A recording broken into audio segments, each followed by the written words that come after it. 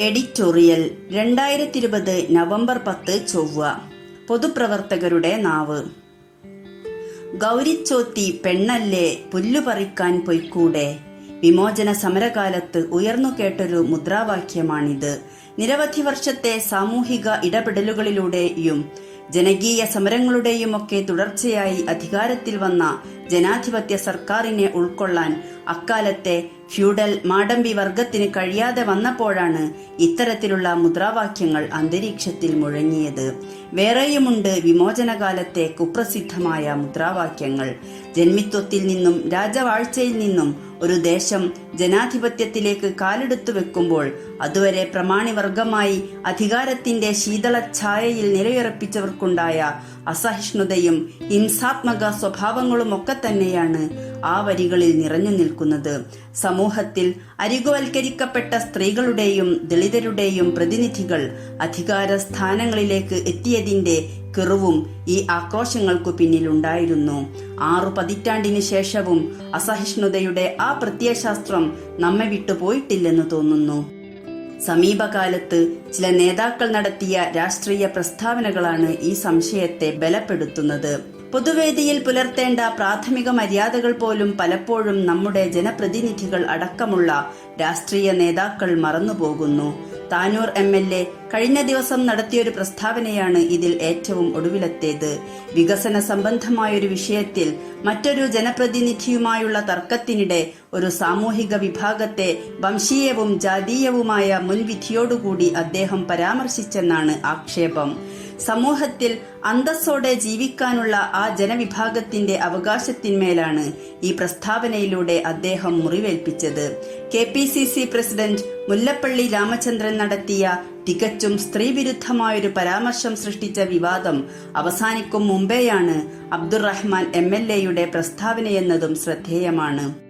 ഏതാണ്ട് ഇതേ സമയത്തു തന്നെ മറ്റൊരു നിയമസഭാ സാമാജികനായ PC ജോർജും വംശീയമായ പ്രസ്താവന നടത്തി. നേരത്തെ സംഘപരിവാർ കേന്ദ്രങ്ങൾ നിരന്തരമായി ഉന്നയിച്ചിരുന്ന ലവ് ജിഹാദ് ആരോപണമാണ് അദ്ദേഹം ആവർത്തിച്ചത്. KR ഗൗരിയമ്മക്കെതിരെ വിമോചന സമരകാലത്ത് ഉയർത്തിയ മുദ്രാവാക്യങ്ങൾ ഉൽപ്പാദിപ്പിച്ച അതേ സവർണ മാടമ്പി മനോഘടന തന്നെയാണ് ഈ പ്രസ്താവനകളിലും പ്രതിഫലിക്കുന്നത്. വംശീയതയുടെയും വെറുപ്പിന്റെയും രാഷ്ട്രീയവും പുരുഷ കേന്ദ്രീകൃത മനോവൈകല്യവും ഓരോ വാക്കിലും പ്രകടം. ഇക്കാര്യത്തിൽ മുന്നണി വ്യത്യാസമൊന്നും കാണുന്നില്ല. നമ്മുടെ നിയമസഭക്കകത്തുനിന്നുപോലും ഇത്തരം പ്രസ്താവനകൾ കേട്ടു എന്നതാണ് ഏറ്റവും ഖേദകരം. അട്ടപ്പാടിയിലെ ആദിവാസി ഊരുകളിൽ നവജാത ശിശുക്കൾ പോഷകാഹാരക്കുറവ് മൂലം മരിച്ച സംഭവത്തിൽ മന്ത്രി AK ബാലൻ നടത്തിയ പ്രസ്താവനയും തൃണമൂൽ കോൺഗ്രസ് നേതാവ് മമതാ ബാനർജിയെക്കുറിച്ച KM ഷാജിയുടെ പരാമർശവുമൊക്കെ നിയമനിർമ്മാണ സഭയുടെ അന്തസ്സത്തയെ കളങ്കപ്പെടുത്തുമെന്ന് അറിഞ്ഞുകൂടാത്തവരല്ല അവിടെ ഇരിക്കുന്നവർ. എന്നിട്ടും വഴിപാട് പ്രതിഷേധങ്ങൾക്കപ്പുറം അതിനെ ഒരു ചർച്ചയാക്കാൻ ആരും ശ്രമിച്ചു കണ്ടില്ല. കൃത്യവും വ്യവസ്ഥാപിതവുമായി നടക്കേണ്ട രാഷ്ട്രീയ സംവാദങ്ങളാണ് ഇത്തരം അശ്ലീല കാഴ്ചകളിലേക്ക് വഴിമാറുന്നത്. സവർണ സംവരണ വിഷയത്തിൽ ഭരണപക്ഷം പ്രതിരോധത്തിലായപ്പോഴാണ് CPM സംസ്ഥാന സെക്രട്ടറി ജമാഅത്തെ ഇസ്ലാമി അടക്കമുള്ള സംഘടനകൾക്കെതിരെ വർഗീയ ധ്രുവീകരണ ആരോപണവുമായി രംഗത്തെത്തിയത്. മുമ്പ് ഗെയിൽ വിരുദ്ധ സമരകാലത്ത് ഇടതുമുന്നണി കൺവീനർ ഇതേ കാർഡ് ഇറക്കിയിരുന്നു.